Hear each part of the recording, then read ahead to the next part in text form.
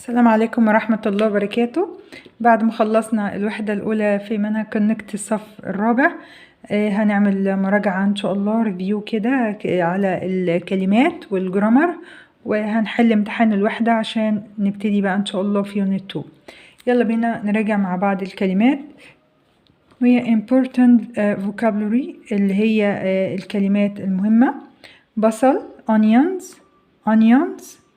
قصب سكر sugar cane المريء esophagus أمعاء intestine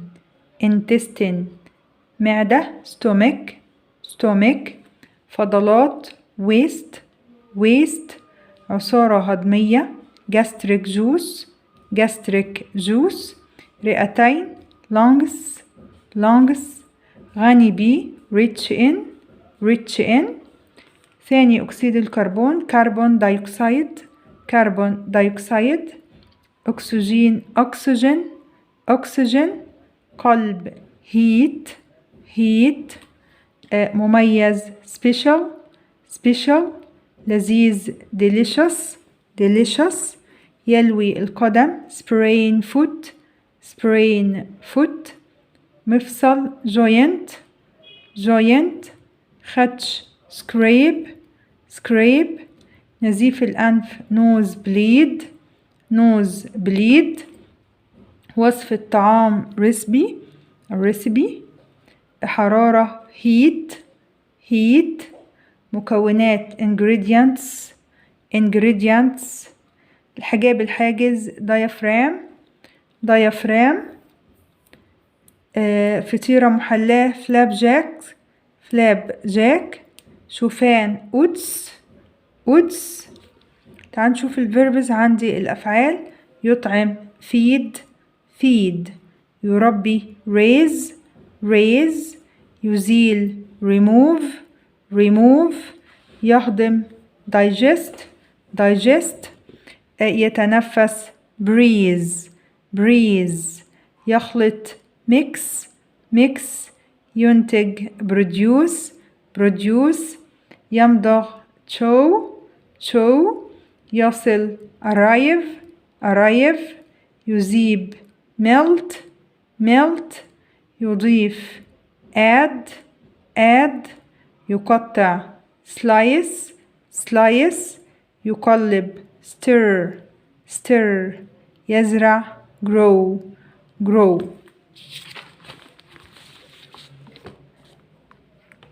important functions اللي هي وظائف هامة.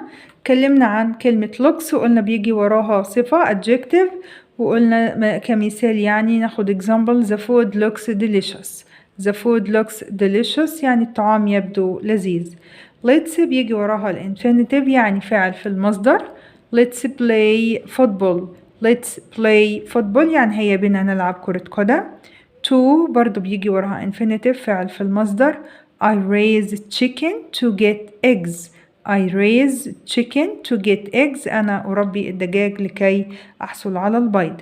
and قلنا and بتيجي يعني جملتين بيكونوا الاتنين يعني متفقين أو اتنين بحبهم اتنين بعملهم، زي مثلا he likes meat and fish هو بيحب اللحمة والسمك. أما but ولكن بتيجي جملتين متناقضتين.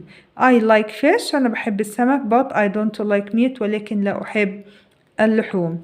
love و like قلنا بيجي وراهم هما معناهم يحب، وبيجي وراهم verb زائد ing. she loves drawing. طيب تعال نشوف بقى important grammar.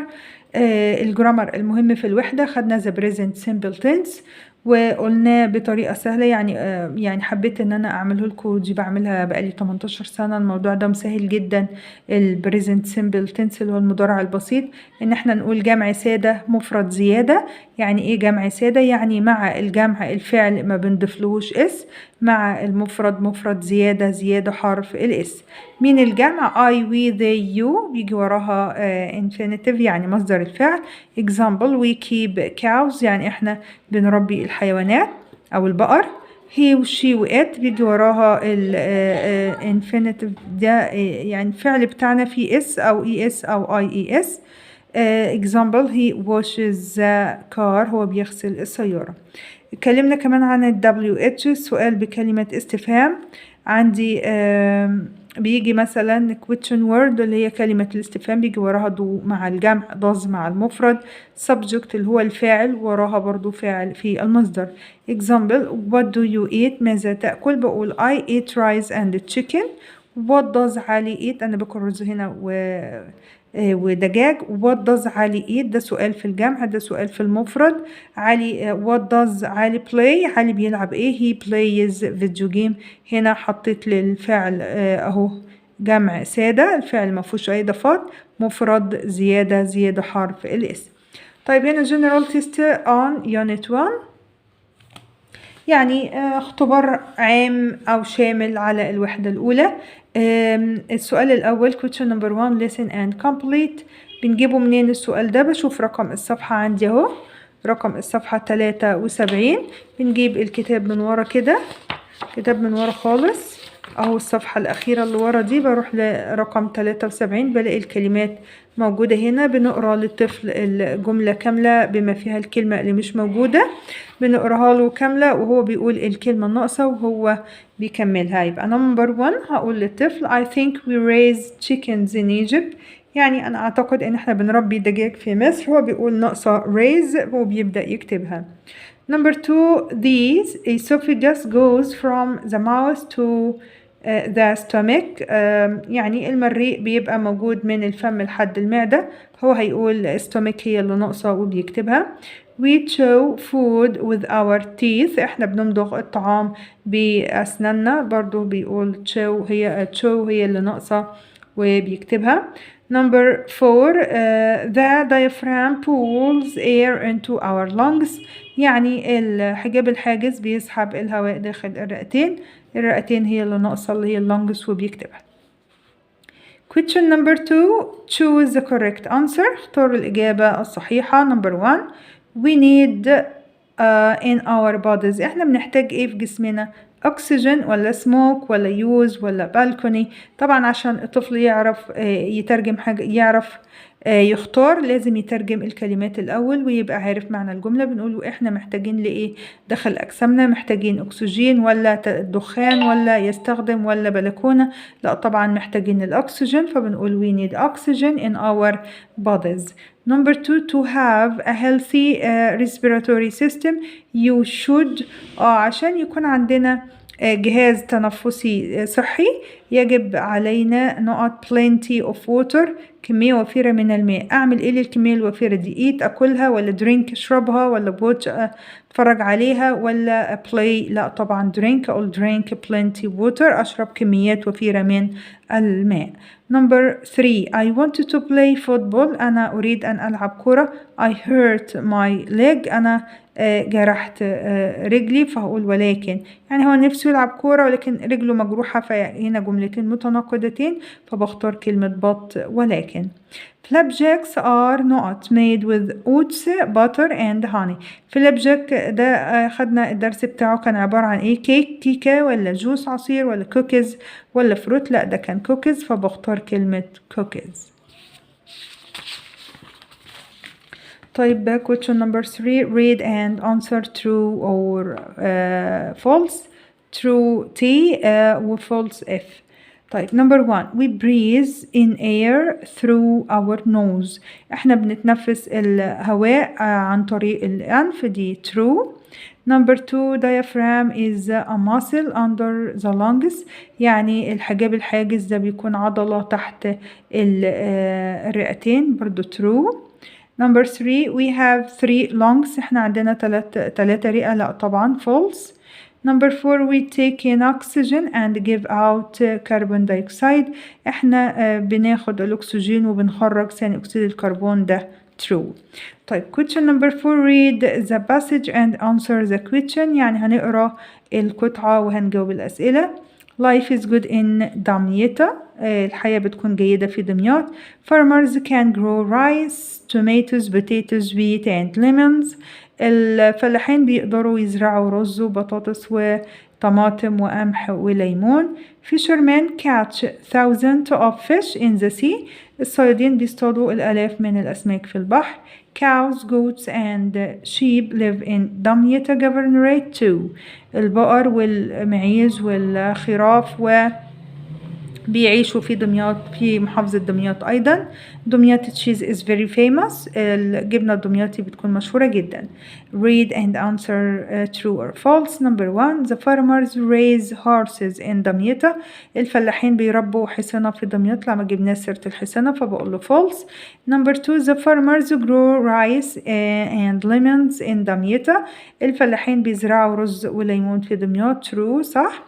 Number 3 دمياط is famous for دمياطي butter. دمياط بتكون مشهورة بالزبدة الدمياطي. لا طبعا false. بقوله false. دمياطي cheese. طيب answer the following questions. Number 4 who catch thousands of fish. مين اللي بيصطاد آلاف الأسماك؟ بقوله fishermen. والسؤال بتاع هو سهل جدا جدا. بنشيل هو بس ونحط مين اللي اصطاد السمك، فبشيل هو بحط بدلها fishermen وبكمل بقية السؤال. fishermen catch thousands of fish وبنشيل طبعا علامة الاستفهام. طيب هنا عندي بيقول لي what do farmers grow there. بيزرعوا ايه هناك؟ اقول farmers can grow wheat, rice, tomatoes, potatoes, wheat and lemons. طيب تعالوا بقى هنا number 5 question number 5 rearrange the following sentences. اعد ترتيب الجمل الآتية عشان نرتب جمل صحيحة. بنعمل ايه؟ انا ما بحبش احط قواعد، كل جملة يبقى لها قاعدة بتبقى صعبة جدا على الطفل. لا بنقول له انت ترجم الكلمات، رتب بالعربي ونفس ما رتبت بالعربي رص الكلمات بالانجليزي هتطلع مظبوطة. the body اللي هي الجسم، blood دم، our heart قلبنا، bombs بيضخ، around حول او يعني للجسم كله. فبقول ايه؟ بقول قلبنا بيضخ الدم على الجسم كله. our heart pumps blood around the body. our heart pumps blood around the body وبنحط full stop. water مية، scrape اللي هو الخدش، ذا ال، wash أغسل، with ب soap صابونة، و يبقى اغسل الجرح بالمية والصابون. اغسل الجرح بالمية والصابون. هنقول wash the scrape with water and soap. wash the scrape with water and soap. طيب هنا like يحب، would يجب، you أنت، وفلابجاك يعني هنا يعني هل تود. كلمة would هنا بمعنى تود. هل تود أن تأكل يعني الفلابجاك؟ قولوا إيه؟ would you like a flapjack. would you like a flapjack أو بيسألوا أنت حبيته يعني. طيب هنا write a paragraph of 4 sentences about. طبعا ما كفاش عندي 4 جمل فأنا كتبت على قد السطور. digestive system اللي هو الجهاز الهضمي. طيب هل بنكتب جمل كده وخلاص؟ لا طبعا الباراجراف ليه قواعد لازم نتبعها. وتعالوا نشوف مع بعض ايه هي. اول حاجة بسيب مسافة، اكني سبت مكان لكلمة كده.